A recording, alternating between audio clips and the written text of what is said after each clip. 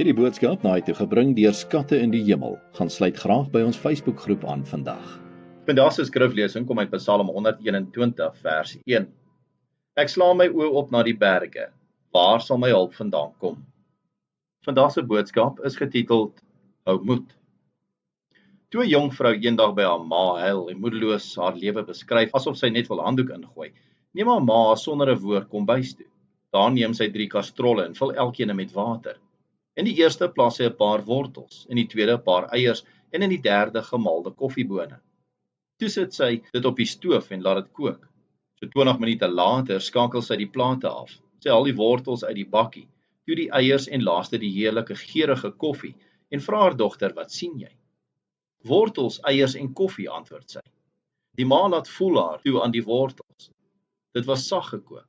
Sy dop 'n eier af en laat haar voel aan die klipharde eier. Daarna skink sy vir haar 'n heerlike geurende koppie koffie.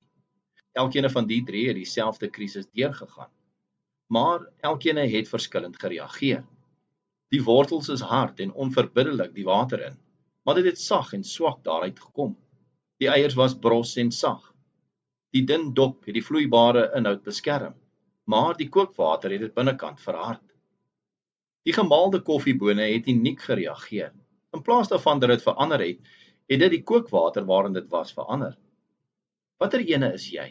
As krisis en pyn aan jou deurklop, hoe reageer jy? Soos die eier, die wortel of die koffieboon? Baie mense soeg onder die druk van krisisse en word kragteloos soos die wortels.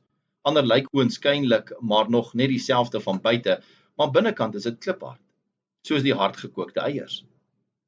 Sal dit nie wonderlik wees as ons soos die koffiebone kan reageer nie, as ons die water waarin ons gekook word kan verander, eerder as om deur dit verander te word. Mag jou dag soos 'n koppie geurende, vars gemaalde warm koffie wees, dat jy situasies sal kan verander en nie die situasies jou laat verander nie. Deurdat jy weet, ons hemelse Vader is reeds besig om die krisis of moeilikheid namens jou te hanteer. Mag jy jou koffie vandag uit jou pierang drink, nie omdat jy gemors het nie, maar omdat jou beker letterlik oorloop van al die Vader se seëninge in jou lewe. En mag die aroma wat jy afgee mense laat smag na die teenwoordigheid en vrede van Jesus Christus, ons verlosser. Kom ons bid saam. Ons hemelse Vader, ons wil net stil raak vandag en net vir U sê, baie, baie dankie vir al die seëninge in ons lewens. Ons loof en prys U en ons bid dit in Jesus wonderlike naam. Amen.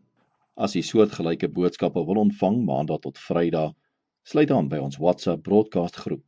Stuur net jou nommer na 072 581 2973.